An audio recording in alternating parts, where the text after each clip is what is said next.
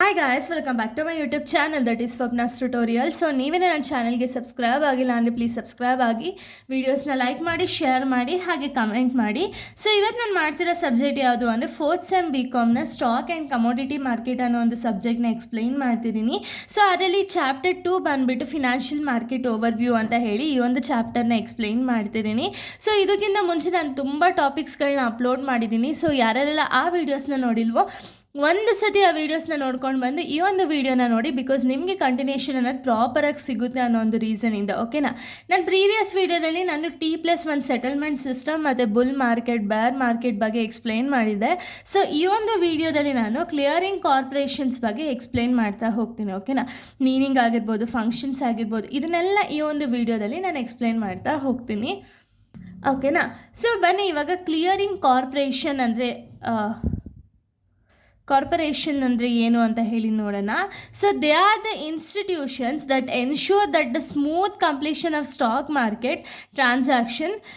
They guarantee that when the buyer purchases shares the seller receives the money and the buyer receives the shares safely. ಅಂದರೆ ಏನು, ಈ ಒಂದು clearing corporation ಅನ್ನೋದು ಏನು ಅಂದರೆ ಇದೊಂದು ಇನ್ಸ್ಟಿಟ್ಯೂಷನ್. ಓಕೆನಾ, ಕ್ಲಿಯರಿಂಗ್ ಕಾರ್ಪೊರೇಷನ್ ಅಂದರೆ ಏನು, ಇದೊಂದು ಇನ್ಸ್ಟಿಟ್ಯೂಷನ್. ಸೊ ಇದೇನು ಕೆಲಸ ಮಾಡುತ್ತೆ, ಈ ಒಂದು ಇನ್ಸ್ಟಿಟ್ಯೂಷನ್ದು ಮೇನ್ ಆಬ್ಜೆಕ್ಟಿವ್ ಏನು ಅಂದರೆ ensure that the smooth completion of stock market transaction. ಅಂದರೆ ಏನು, ಇವಾಗ ನಿಮ್ಗೆ ಎಲ್ಲರಿಗೂ ಗೊತ್ತಿರೋ ಹಾಗೆ ಸ್ಟಾಕ್ ಮಾರ್ಕೆಟಲ್ಲಿ ಒಬ್ಬರೋ ಇಬ್ಬರೋ ಟ್ರೇಡಿಂಗ್ ಅನ್ನೋದನ್ನ ಮಾಡಲ್ಲ. ಓಕೆನಾ, ಅಲ್ಲೇ ಲ್ಯಾಕ್ಸ್ ಟುಗೆದರ್ ಟ್ರೇಡಿಂಗ್ ಅನ್ನೋದು ಮಾಡ್ತಾರೆ. ಅಂದರೆ ತುಂಬ ಜನ ಇನ್ವೆಸ್ಟರ್ಸ್ ಇರ್ತಾರೆ ಅಲ್ವಾ ಒಂದು ಸ್ಟಾಕ್ ಮಾರ್ಕೆಟ್ಸಲ್ಲಿ.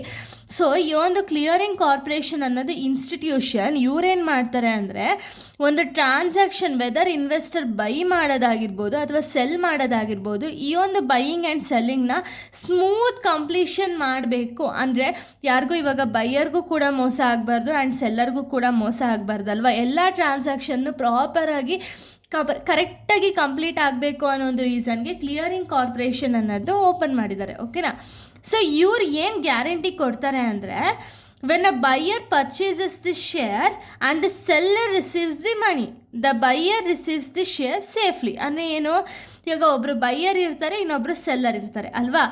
ಇವಾಗ ಏನಾದರೂ ಬೈಯರು ಸೆಲ್ಲರಿಂದ ಏನಾದರೂ ಶೇರ್ಸ್ನ ತೊಗೊಂಡ್ರು ಅಂದ್ಕೊಳ್ಳಿ. ಓಕೆನಾ, ಅವಾಗ ಏನಾಗುತ್ತೆ, ಬೈಯರಿಂದ ಅಮೌಂಟು ಸೆಲ್ಲರ್ಗೆ ಸೇಫಾಗಿ ಹೋಗಬೇಕು ಅನ್ನೋ ಒಂದು ಕೆಲಸನ ಈ ಒಂದು ಕ್ಲಿಯರಿಂಗ್ ಕಾರ್ಪೊರೇಷನ್ ಅನ್ನೋದನ್ನ ಮಾಡುತ್ತೆ. ಹಾಗೆ ಸೆಲ್ಲರಿಂದ ಸೇಫಾಗಿ ಒಂದು ಶೇರ್ಸ್ ಏನಿದೆಯಲ್ಲ ಆ ಶೇರ್ಸ್ ಬೈಯರ್ಗೆ ಪ್ರಾಪರಾಗಿ ತಲುಪೋ ರೀತಿ ಈ ಒಂದು ಕ್ಲಿಯರಿಂಗ್ ಕಾರ್ಪೊರೇಷನ್ ಅನ್ನೋದು ಕೆಲಸ ಮಾಡ್ತಾ ಹೋಗುತ್ತೆ. ಓಕೆನಾ, ನೋಡಿ ಇಲ್ಲಿ ಯಾವ ರೀತಿ ಒಂದು ಸ್ಟಾಕ್ ಎಕ್ಸ್ಚೇಂಜಸ್ ಇದೆ ಅಂದರೆ stock exchanges like BSE NSE ಅಂತ ಹೇಳಿ 2 ಟೈಪ್ಸ್ ಇದೆ.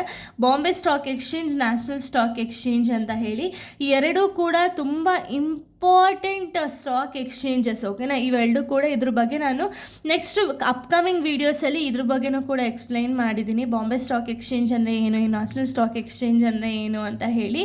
ಸೊ ಇವಾಗ ಇದ್ರ ಫಂಕ್ಷನ್ ನೋಡ್ತಾ ಹೋಗೋಣ. ಕ್ಲಿಯರಿಂಗ್ ಕಾರ್ಪೊರೇಷನ್ದು ಫಂಕ್ಷನ್ಸ್ನ ನಾವು ನೋಡೋದಾದರೆ ಫಸ್ಟ್ ಒನ್ನು ಕ್ಲಿಯರಿಂಗ್ ಅಂದರೆ ಏನು, determining how many shares and how much money each party must deliver after the trading. ಅಂದರೆ ಏನು, ಸೊ ಇವಾಗ ಕ್ಲಿಯರಿಂಗ್ ಮಾಡಬೇಕಾದ್ರೆ ಏನು ಮಾಡ್ತಾರೆ ಅಂದರೆ ಎಷ್ಟು ಶೇರ್ಸು ಯಾರು ಪರ್ಚೇಸ್ ಮಾಡಿದ್ದಾರೆ, ಎಷ್ಟು ಶೇರ್ಸ್ನ ಪರ್ಚೇಸ್ ಮಾಡಿದ್ದಾರೆ, ಹಾಗೆ ಒಂದು ಡೆಲಿವರಿ ಮಾಡಬೇಕಾದ್ರೆ ಅಂದರೆ ಶೇರ್ಸ್ನ ಒಬ್ಬ ಪರ್ಸನಿಂದ ಇನ್ನೊಬ್ಬ ಪರ್ಸನ್ಗೆ ಡೆಲಿವರಿ ಮಾಡಬೇಕಾದ್ರೆ ಪ್ರಾಪರಾಗಿ ಎಲ್ಲನೂ ಕೂಡ ಡಿಟರ್ಮೈನ್ ಮಾಡ್ತಾ ಹೋಗ್ತಾರೆ. ಓಕೆನಾ, ಅಂದರೆ ಕರೆಕ್ಟಾಗಿದೆಯಾ ಏನು ಅಂದರೆ ಮನಿಗೆ ಪ್ರಾಪರಾಗಿ ರೀಚ್ ಆಯಿತಾ ಇಲ್ವಾ ಅಂತ ಹೇಳಿ ಪ್ರಾಪರಾಗಿ ಎಕ್ಸಿಕ್ಯೂಷನ್ ಆಗಿದೆಯಾ ಇಲ್ವಾ ಅಂತ ಹೇಳಿ ಚೆಕ್ ಮಾಡ್ತಾರೆ. ಅದನ್ನು ಕ್ಲಿಯರಿಂಗ್ ಅಂತೀವಿ.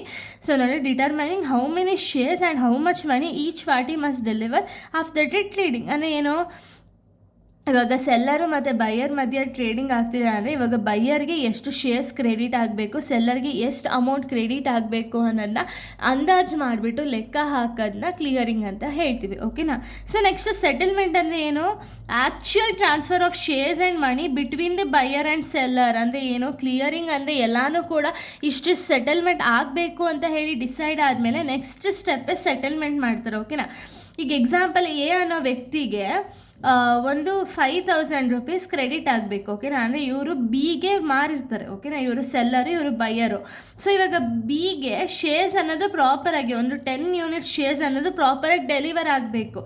ಹಾಗೆ ಇಲ್ಲಿ ಏನು ಅಮೌಂಟ್ ಇದೆಯಲ್ಲ ₹5,000 ಹೇಗೆ ಸೆಟಲ್ಮೆಂಟ್ ಅನ್ನೋದನ್ನ ಮಾಡಬೇಕು, ಅಂದರೆ ಆ್ಯಕ್ಚುಯಲ್ ಮನಿ ಅಥವಾ ಶೇರ್ಸ್ ಅನ್ನೋದನ್ನ ಟ್ರಾನ್ಸ್ಫರ್ ಮಾಡೋದನ್ನ ನಾವು ಸೆಟಲ್ಮೆಂಟ್ ಅಂತ ಹೇಳಿ ಕರಿತೀವಿ. ಓಕೆನಾ. ಇನ್ನು ನೆಕ್ಸ್ಟ್ ನಾವು ನೋಡೋದಾದರೆ, ಸೊ ನೆಕ್ಸ್ಟ್ ನೋಡಿ ರಿಸ್ಕ್ ಮ್ಯಾನೇಜ್ಮೆಂಟ್. ರಿಸ್ಕ್ ಅನ್ನೋದನ್ನ ಪ್ರಾಪರಾಗಿ ಮ್ಯಾನೇಜ್ ಮಾಡಬೇಕು. ಯಾಕೆ ಅಂದರೆ ರಿಸ್ಕ್ ಅನ್ನೋದು ಎಲ್ಲ ಕಡೆ ಇರುತ್ತೆ ಅಲ್ವಾ. ಅದು ಸ್ಟಾಕ್ ಮಾರ್ಕೆಟ್ ಅಥವಾ ಸ್ಟಾಕ್ ಎಕ್ಸ್ಚೇಂಜಸಲ್ಲಂತೂ ತುಂಬ ಇರುತ್ತೆ. ಓಕೆನಾ. ಸೊ ಅದಕ್ಕೆ ಏನು ಮಾಡಬೇಕು, ರಿಸ್ಕನ್ನು ಮ್ಯಾನೇಜ್ ಮಾಡಬೇಕು. ಹಾಗೆ ಗ್ಯಾರಂಟಿ ಆಫ್ ಟ್ರೇಡ್ ಅಂದರೆ ಈ ಒಂದು ಕ್ಲಿಯರಿಂಗ್ ಕಾರ್ಪೊರೇಷನ್ ಅನ್ನೋದು ಒಂದು ಗ್ಯಾರಂಟಿ ಅನ್ನೋದನ್ನ ಕೊಡುತ್ತೆ. ಮೀನಿಂಗಲ್ಲಿ ನೀವು ನೋಡೋದಾದರೆ ಗ್ಯಾರಂಟಿ ಆಫ್ ಟ್ರೇಡ್ ಮಾಡಿದ್ದೀವಿ ಅನ್ನೋ ಒಂದು ರೀಸನ್ಗೆ ಒಂದು ಗ್ಯಾರಂಟಿ ಅನ್ನೋದನ್ನ ಕೊಡ್ತಾರೆ. ಓಕೆನಾ. ಇಷ್ಟು ಕೂಡ ಒಂದು ಡೀಟೇಲ್ಸ್ ಆಫ್ ಕ್ಲಿಯರಿಂಗ್ ಕಾರ್ಪೊರೇಷನ್ ಆಗಿದೆ. ಇನ್ನು ನೆಕ್ಸ್ಟ್ ವೀಡಿಯೋದಲ್ಲಿ ನಾನು ಬೇರೆ ಒಂದು ಟಾಪಿಕ್ನ ಎಕ್ಸ್ಪ್ಲೈನ್ ಮಾಡ್ತೀನಿ. So thank you guys, thanks for watching.